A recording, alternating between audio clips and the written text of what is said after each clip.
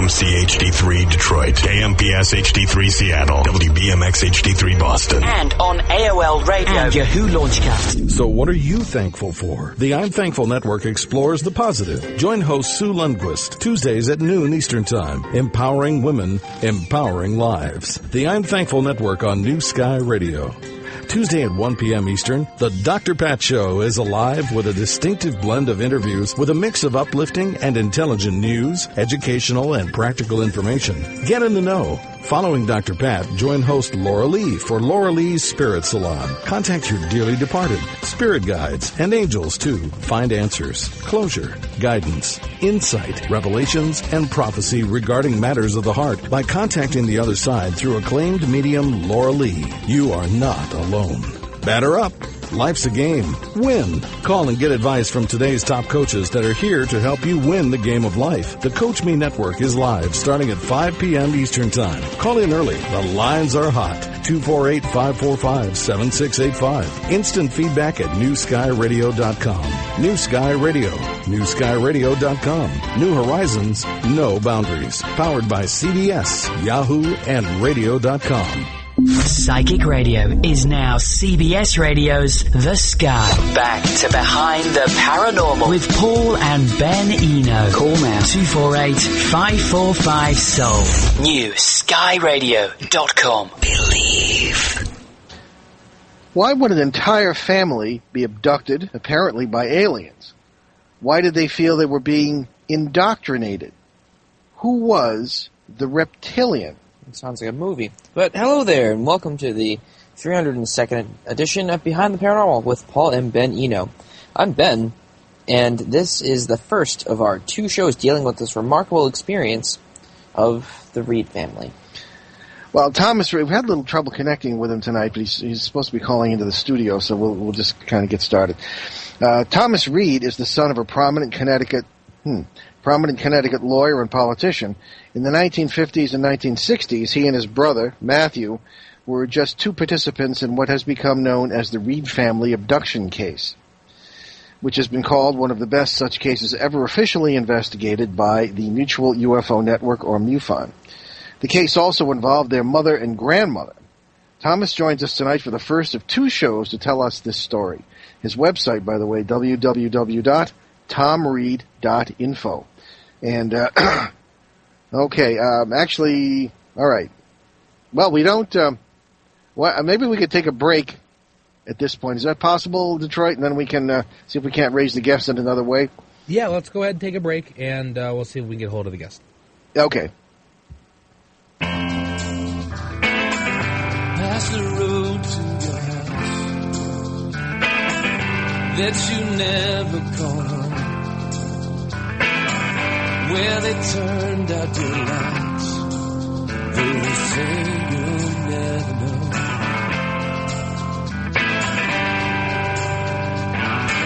I remember running through the wet grass, falling a step behind, both of us never tiring, desperately wanting.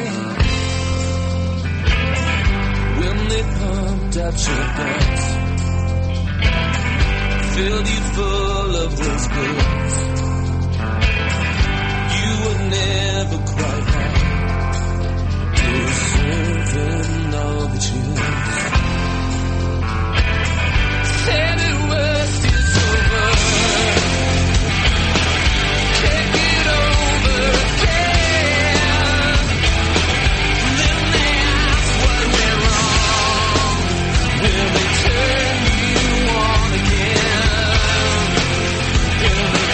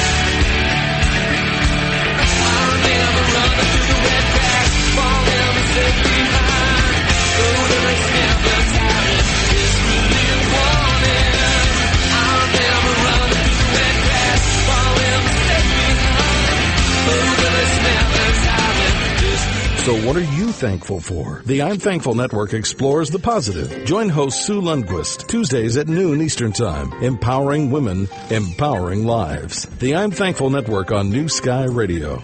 Tuesday at 1 p.m. Eastern, The Dr. Pat Show is alive with a distinctive blend of interviews with a mix of uplifting and intelligent news, educational and practical information. Get in the know. Following Dr. Pat, join host Laura Lee for Laura Lee's Spirit Salon. Contact your dearly departed, spirit guides, and angels to find answers, closure, guidance, insight, revelations, and prophecy regarding matters of the heart by contacting the other side through acclaimed medium Laura Lee. You are not alone. Batter up.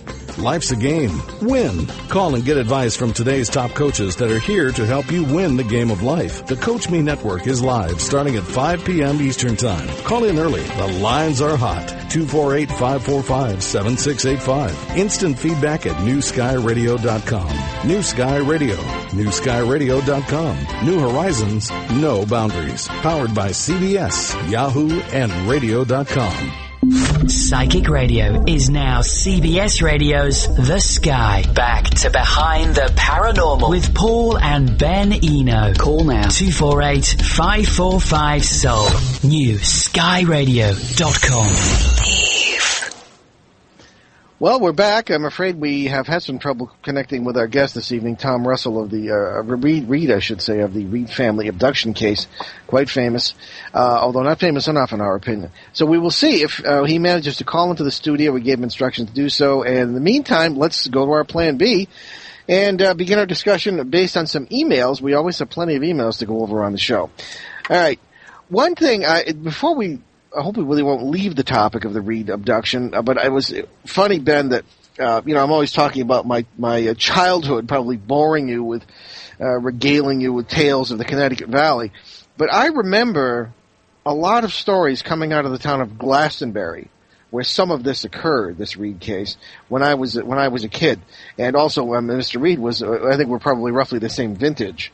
But there were stories of, in 1952, I wasn't born then yet, almost, but 1952, there were stories of, there was a crashed jet fighter that supposedly was chasing a UFO, crashed in Glastonbury. Glastonbury, of course, being in central Connecticut, not far from Hartford.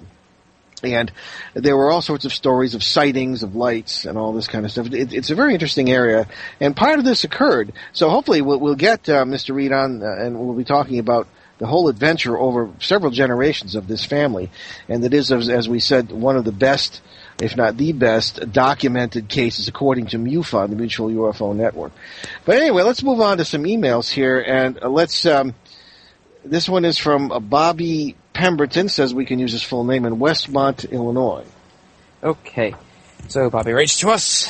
Hello. I now understand why I have caught entities on film, and just by using light and contrast, I can sometimes see more than one figure seen in the same space, or multiversal space. You wouldn't believe what I've seen, or maybe you would. Thanks so much, B.J. Pemberton. That's quite interesting. The whole question of photography is kind of interesting. People say, well, Paul, you always question EVPs, electronic voice phenomena, where people supposedly record quote-unquote spirit voices, which is a sort of an oxymoron in a way, because if you have no vocal cords, how can you have voices? But I don't know. This is a matter of multiversal and entirely physical phenomena, in my opinion. But so they'll say, well, if you don't like the idea of EVPs, then how come you like photography so much? Well, it's not a matter of liking. I think EVPs are extremely interesting. I think people go hog wild with it at times, because most of the people investigating this stuff have no qualifications whatsoever to do so and should be playing soccer instead, or interested in raising roses, perhaps. But in any case, I do take photography, because I have a lot more training in photography than I do in EVPs or this sort of thing, and although we do kind of use both. So we have Bobby here pointing out catching entities on film, and the question arises, well, how does that happen? Ben, chime in here at any point. The camera, particularly digital cameras too, and ordinary film cameras, depending on the kind of film you're using, will of course see many, many more spectra of light often than our eyes will. So that is one explanation for why this is people are picking these strange things up on film. When you see the film developed and you have a photograph or you have a digital image, Ben, what do you think when you look at these things? How do you go about telling whether it might be something anomalous or whether it's just a hunk of dust or something? Well, being a teenager, I can often tell the difference between what is photoshopped and what isn't. And it's very easy to tell if things are photoshopped, even if someone's really good at it. There are, most photographic experts today, like nowadays, usually are trained in where to find the seams, or someone like copies and pastes something in. There's also timestamp things. Timestamp, is that what it's called? I don't even remember what it's called. Yeah, on the bottom corners and stuff, and you can usually tell. And it's oh well, that's real, that isn't. And then I don't know. I'm not a photo expert. I mean, you had training in it. I had training in film and darkroom techniques and stuff like that. When you're still more familiar with it than me. Yeah. So I'm not an authority to be this is real and this isn't, because it's not really my area of expertise. Well, no, again, no one can really say. In the old days, I remember particularly when we were doing the famous Village of Voices case, my first one in 1971. We had a photo lab in town there, and we went to them, and they were able to, even then, take a negative and say, well, this is a reflection probably, or this is not. But no, nobody can say for sure what these things are. But if it's a lens flare or common phenomenon that might occur in photography, then that's something. But with digital photography, there are several points. One is that a digital camera will interpret certain things and will produce something that kind of looks like what it thinks it is. At least the really, even if they're not sophisticated, they do kind of interpret. Yeah, even our brains do that as well. No, very true. Just like our brains, artificial intelligence in a camera, just what we need. Anyway, there's that. But there's also the point that, and a lot of people don't realize this, that if you take a digital photograph, there is some, I suppose you might call it metadata, or information that is recorded with that. And what we have with that is that you can, particularly modern, the most up-to-date versions of Photoshop, or many imaging packages you can get for the computer, will let you look at that information, and it will tell you whether the photo has been manipulated or not. I find that awfully handy when people send things in.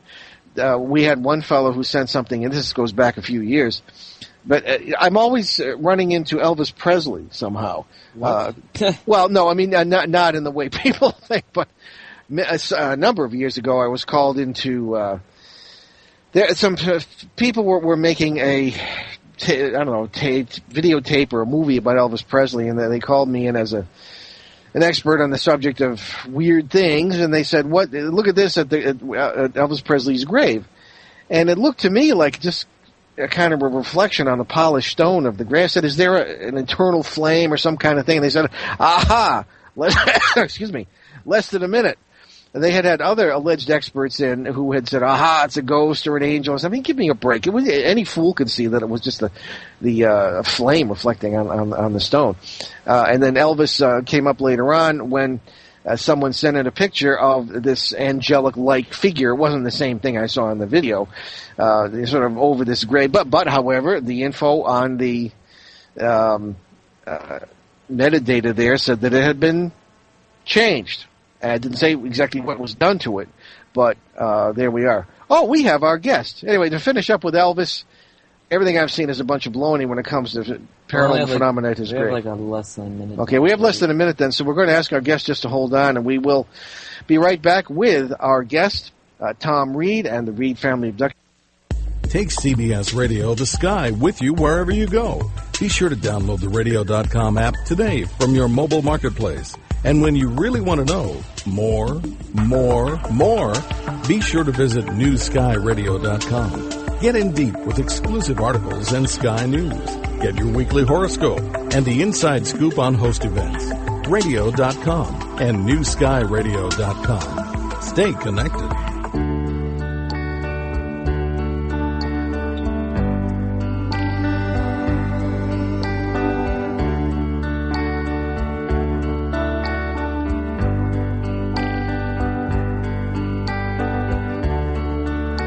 Day is long and the night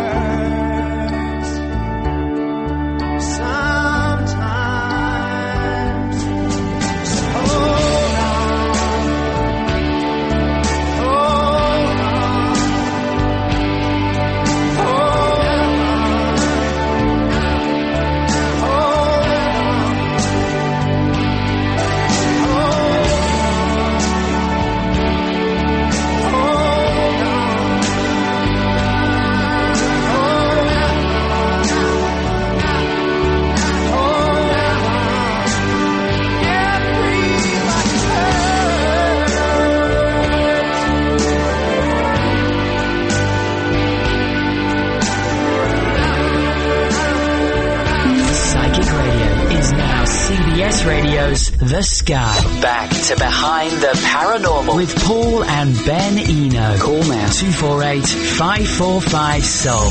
New skyradio.com. Believe. And we are back. Welcome back, of course. Thomas Reed. We finally have Tom with us.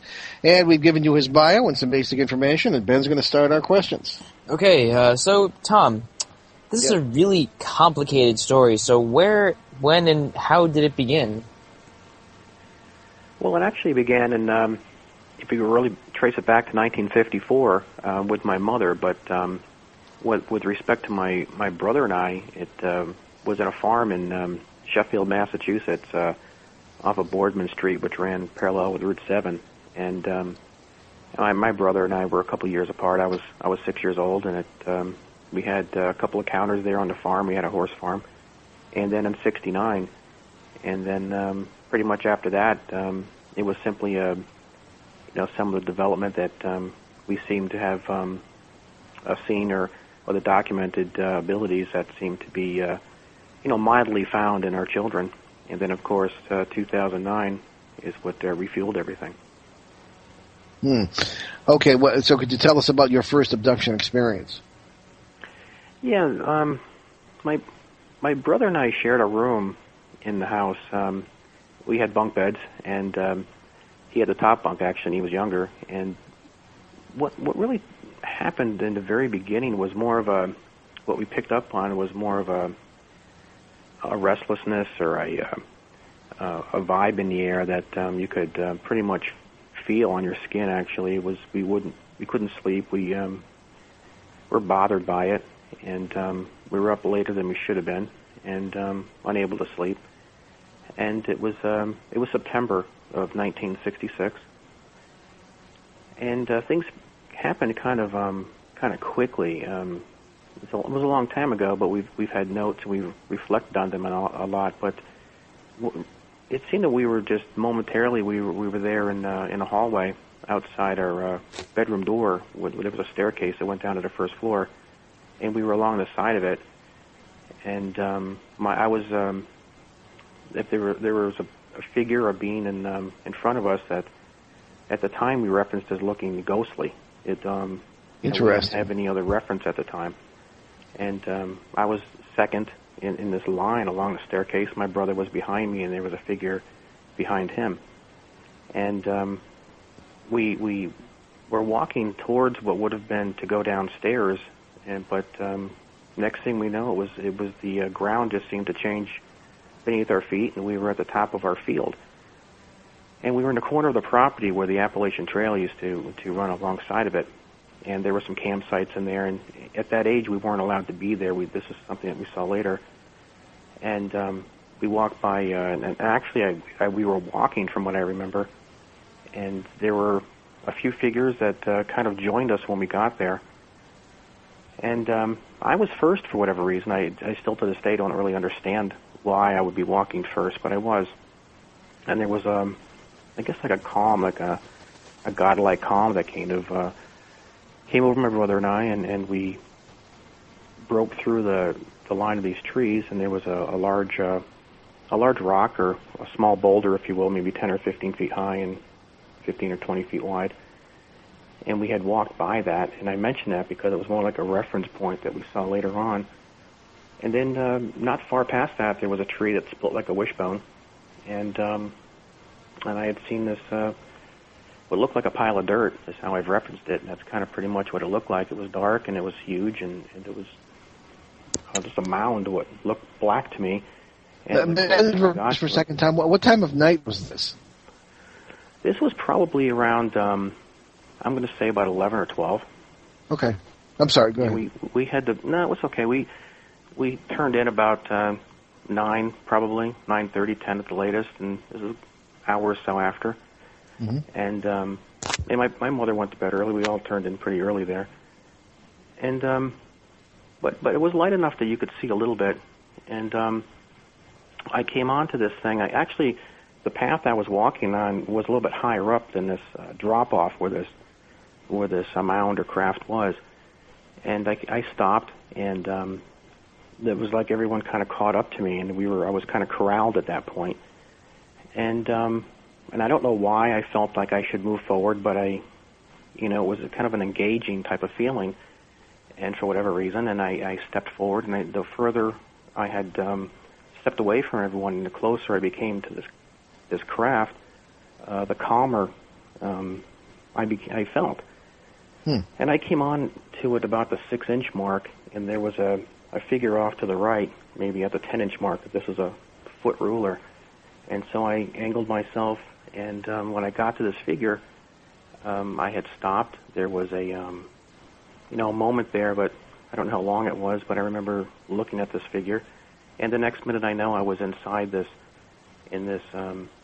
almost like a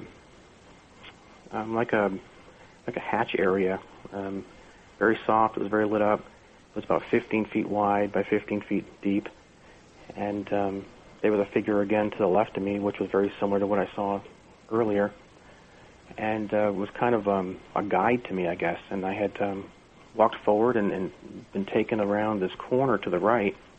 And the odd thing was that I was first in line in the whole bit, but when I had gotten to this point, I saw my brother already. He was already there and had a figure next to him, and I was taken past him to the right and walked down this hallway, which was probably, I'm going to guess 15 feet or so.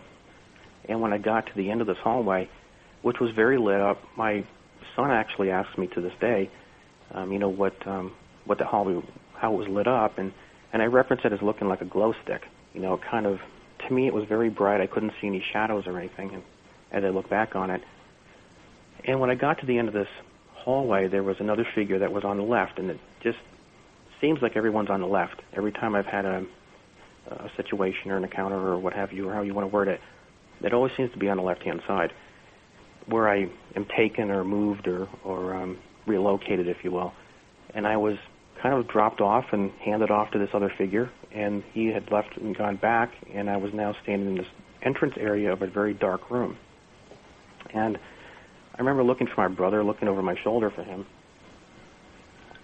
and seeing him behind me, still quite a ways back.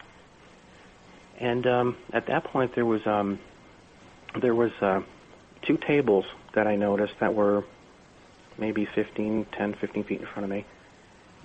One was a little bit off-center to my right, and the other was quite a ways off on my left-hand side, but they looked to resemble one another. And there was a being, if you will, or figure, standing at each one facing forward. I wasn't able to see the front. I was looking at them from the back. And there was one towards the front, maybe at 11 o'clock, looking my way. And I was uncomfortable. There was more like a calm feeling when I was outside, but when I was inside, I was much more nervous. And momentarily, there was I don't really know the time frame, but I was calmed down for some reason. I don't know how that works. And there was an image that came up on the screen. It was more like it looked like a star pattern that formed the shape of a boot or a sneaker. I used to wear Converse All-Stars back then, and that's why I've referenced it. It looked like several stars had come down the center like a high-top sneaker and then shot off to the left. And it was shown to me for a few seconds, I guess, maybe longer. And then there was this change of imagery, and there was this large willow tree, and very green, a lot of light coming through it, and it was moving. It was vivid. It covered the entire front of this. If you were to take a donut and cut it in thirds, it was almost like the entire front third of this donut. And it was just brilliant. And we had a black and white television at the time, so this was very intriguing and rich, and just took my mind off my brother. And I remember that to this day, and it seems to be somewhat symbolic to me for some reason. I don't know if it was the water that was around the tree, that if there was a message to me or something that was supposed to take from all this. I don't know what it was, but the willow tree certainly was the image that I've remembered so vividly from that 1966 afternoon or evening. Do you remember any medical experiments? They didn't implant anything. They didn't remove your lips or anything like this. I mean, I don't remember anything like that. I've referenced it more of like an indoctrination. That first time this happened with my brother, it was more of we're going to see you again maybe, or we don't want you to be nervous later on, or maybe there was a lot more that took place that I don't remember, and I'm sure there probably was. But I definitely remember to a point. Again, I don't remember much after those images were shown. I know that my brother remembers a lot more from '67, but there wasn't anything horrific, nothing that I would say was medical, exams or anything. Right. You hear an awful lot of things that have happened to other people, and I just didn't get any of that. It was more just... You're lucky, yeah. All right, well, and you went back the next day, and Ben's got a question on that. Yeah. So, Oh, actually, we're coming up on a break now, so we better prepare for that, and we'll be right back. You're listening to Behind the Paranormal on CBS New Sky Radio, newskyradio.com, and we'll be right back with our guest, Thom Reed, to continue our fascinating discussion about the Reed family abduction case. We're in 1966 now, and we'll take it forward, see where we go. So stay with us. We'll be right back. Thursday is a power-packed day here on the Sky. Join us at noon for the I'm Thankful Network. At 1 p.m., it's the Dr. Pat Show. At 4 p.m., Colette Baron Reed takes the stage for the Colette Baron Reed Show. The Colette Baron Reed Show, where intuition, practical spirituality, great advice, a little woo-woo fun, and fabulosity meet. Colette Baron Reed is an internationally renowned intuitive counselor, educator, and best-selling author who helps others recognize and connect with their own intuition, potential, and purpose. Powerful motivational speaker, charismatic broadcast personality, and acclaimed performer, storyteller, and recording artist, Colette uses her extraordinary spiritual gifts to empower her clients to live a life that is awake and authentic, and to create a reality that is spiritual, deliberate, and meaningful. Call in early. The lines are hot. 248-545-7685. Instant feedback at newskyradio.com. New Sky Radio. newskyradio.com. New horizons, no boundaries. Powered by CBS, Yahoo, and radio.com.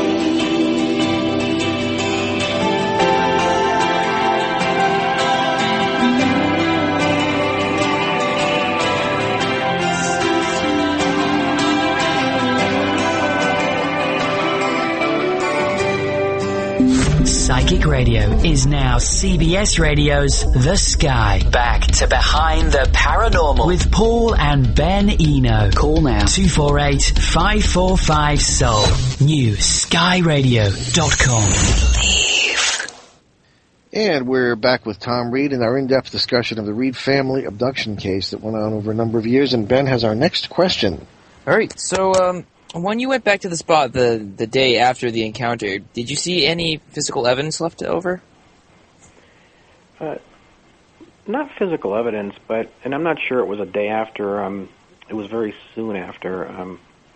I had a Pinto, a little horse, and I took it up to the path, which is a path that I had never been on before, and I think that was what was so interesting at the time. And I went up to the corner of this property, and we weren't allowed to go up there because we were so young. My mother wouldn't let us ride up there because if we fell or what have you, there'd be no way for anyone to know.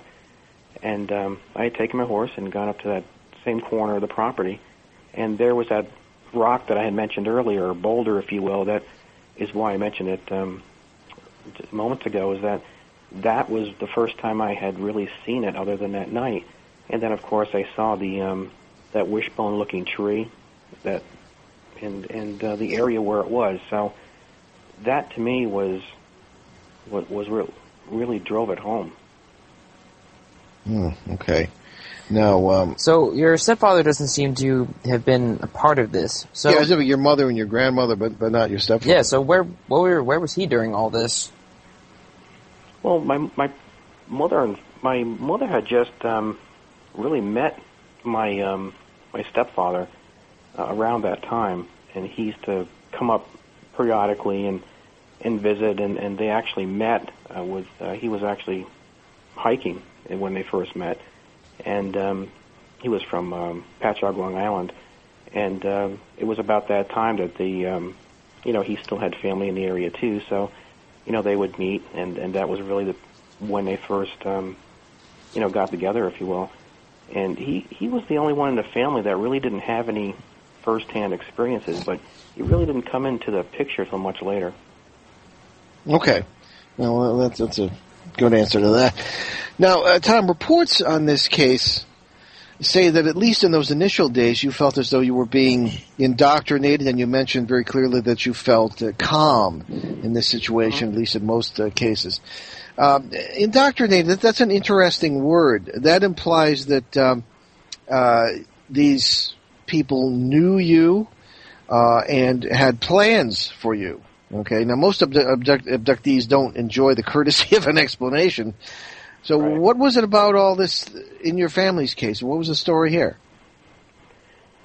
Well, that's something that we have talked about collectively for a number of years, and we feel we really have a handle on what happened. But then again, it's only our opinion. I mean, what happened with my mother in 1954 in Maine was the fourth week of June, which Robert Bleckman, who investigated our case, was the first person to investigate our case, found some references to other accounts and sightings and so on, like that James Howard flight and so on, that took place not too far away that same week, if you will. And when you look back at what took place with my mother and her friend in Maine in 54, and then what took place with my brother and I in 66, and of course in 67, it almost looks like to us that it was going to happen one way or another, that it was just a matter of time. And being that we don't remember anything horrific or horrible or anything in the first time around, it was almost as if it was just for lack of a better description, an icebreaker. Yeah. And okay. Yeah. All right. How long was it before you were abducted again, according to your memory? About a year later. About a year later. Okay. And you were how old? It's been around. I'm sorry. I'm sorry. You were how old? 7. Is that 7. Okay. Mm-hmm. And no, go ahead. What was the story there? Well, there was also a pattern to when this took place, which was it was always in the fall, September, October. Huh. Mm-hmm. Okay. And what happened the second time? Before we even get to that, I'm fascinated by your your description of the entities as ghost-like or ghostly. Could you? And I'll tell you why I ask, because we are constantly running, even in our own cases, running into people who believe their house is haunted, and it turns out that it's Gray's, or vice versa. Mm-hmm. And we're wondering if it is the context of people's experience that make them think it's ghosts and or aliens, or if it's there is some sort of identity there between these creatures, whatever they may be, and what we often think of as ghosts. So I know that's a question that's still open. So could you just tell us more about what they look like in that sense? Well, my brother and I first, it's kind of strange. It's a feeling that you pick up on immediately, and it's very strong. And to give you an idea, even later on, when this took place with us, crickets ignited just all at once. I mean, you can actually feel something happening on your skin. It's almost like we've referenced magnetic fields or something of that nature that you can actually pick up on. Yeah, we feel the same thing. I think what happens is just before this takes place, there's a vibe that you pick up on, and whether or not they're there and you don't see them or what have you, I obviously can't really say, but except that it's almost as if it's almost a silhouette of something that you sit there and you just know something's there, but you don't actually see it, and whether or not it is or not, you feel that way. And then when my brother and I first saw this, it was almost as if it was like not really some of the grays you see. They're not. It's not like. It's almost as if they're hooded, and they all look alike pretty much when they're outside the craft. They all very similar. And whatever it is they're wearing or have on them emits a little bit of a glow. And back then, I say ghostly because we did go to church back then. We were active in in that way, and it was the only reference we had. And I look back on it now, and basically what we remember was at the top of the field. Once we were or inside the craft, if you will, there was no more glowing. There was no more of this ghostly appearance. So I don't know if it's something that is important to them to, for protection purposes or what have you, but it did look very ghostly to us. But only at the time we first saw them. Around this time of this odd feeling that you picked up on, outside of that, no. So maybe it came from them. I don't know. It's just there's something. Now, having read the MUFON reports on this case, and given our own experience, which again is mostly involved with quote unquote ghost research, that of course usually turns out to be something much greater than that. There's something different about this case that really makes it stand out, and that's of course which is why we're dedicating 2 shows to examining this. Okay, let's leave that for the time being and get back to the actual experience of the second abduction. Could you just take us through the second experience, 1967? Sure. You're 7 years old. This was very unique in the way that 4 of us were in the home and all witnessed something different at different times. So this is something that I think you might find very interesting. Again, I was in the bottom bunk. My younger brother was on the top. It was very similar to, the same room, same bunk, same room. Around the same time, too, October, maybe September. And there was a lot of lightning and that sort of thing. It was like a storm was coming, if you will. And my mother had come in to shut the window. We had a brook behind our house, and we used to leave the window open on particular nights for a breeze, if you will. And you're still in Sheffield, Mass. at this point? Yeah, the same house. And okay. She came in and she shut the window and had said, "I think it's going to pass. I don't hear any thunder," which is why I named my horse Thunder, which is the only reason I really remember that. But shortly afterward, my brother was. Again, there was this restless, uneasy feeling, and we had a clock. I had the clock next to the room, and I remember looking at that and realizing we couldn't go to sleep, and there was a closet in there. We kept looking at the closet, wondering what was going on with that. Was there something that we were supposed to be, why were we nervous? Is there something, that kind of a feeling again? And next thing I remember, there was what looked like lights outside our window. It almost looked like a maybe. Okay, I'll have to stop you there, Tom. I'm sorry, we have another break coming up. So we will be right back to continue the narrative with Thom Reed and the Reed family abduction case. You're listening to Behind the Paranormal with Paul and Ben Eno on CBS News Sky Radio, newskyradio.com. We'll be right back. Stay with us. CBS Radio The Sky and newskyradio.com are presented only for entertainment purposes, and no guarantee is made for the accuracy or suitability of any advice or other information offered.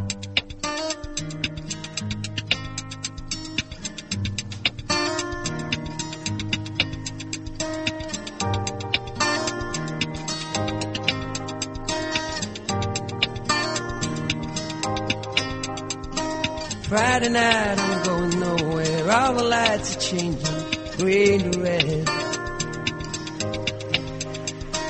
Turning over TV stations, situations running through my head.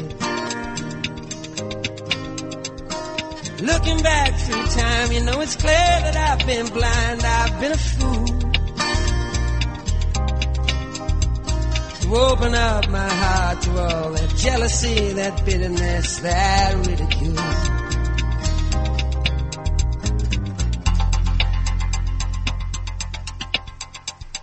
Saturday, I'm running wild, and all the lights are changing, red to green. Moving through the crowds, I'm pushing, chemicals are rushing in my bloodstream. Only wish that you were here, I'm seeing it so clear. I've been afraid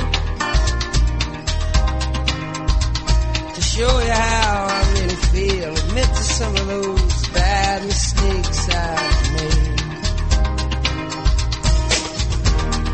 And if you want it, come and get it, crying out loud. The love that I was giving you was never in doubt. Let go your heart, let go your head, and feel it now. Let go your heart, let go your head, and feel it now.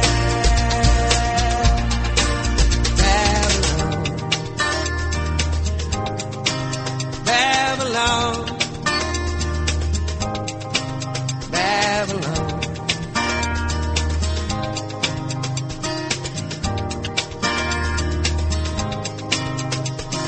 Sunday, all the lights in London, shining sky is fading, red to blue.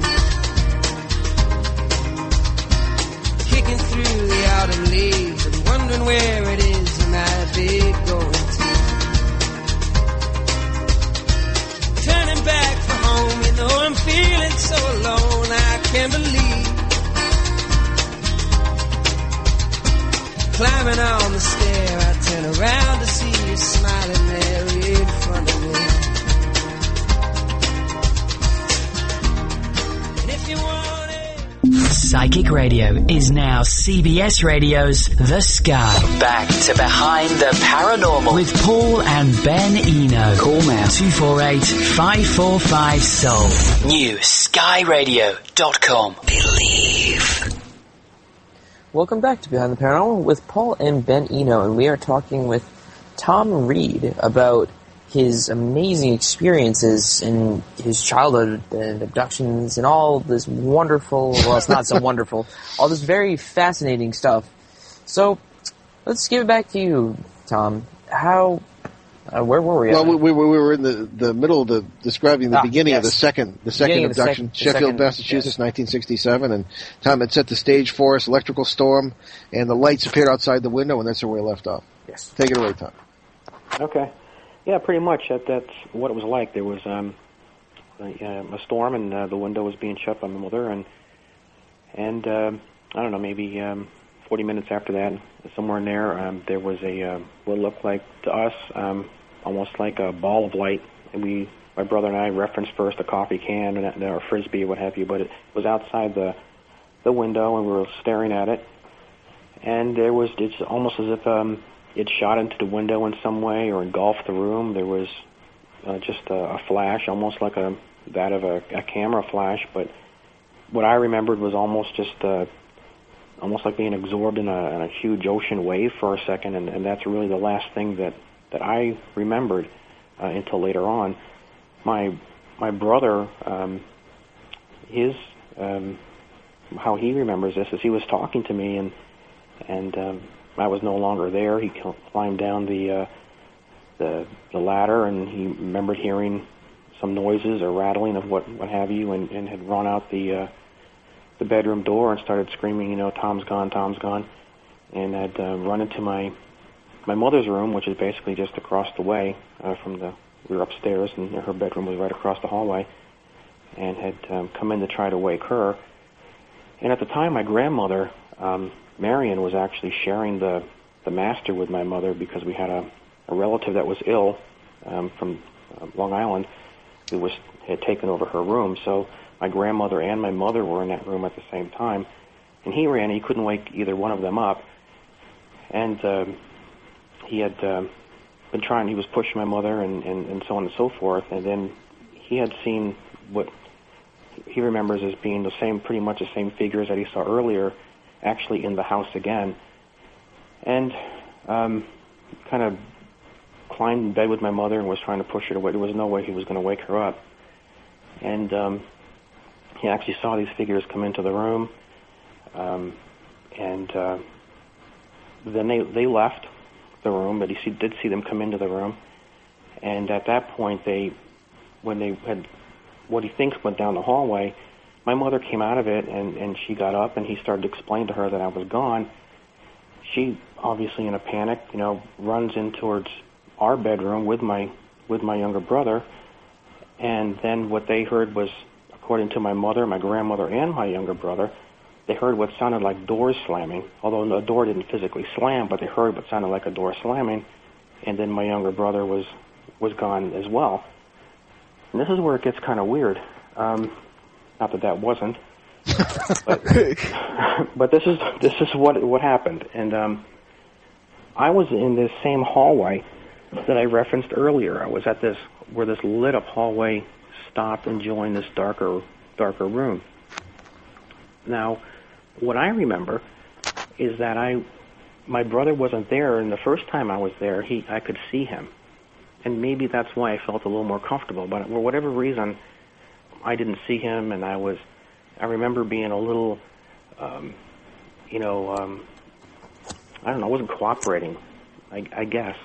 I just remember some friction.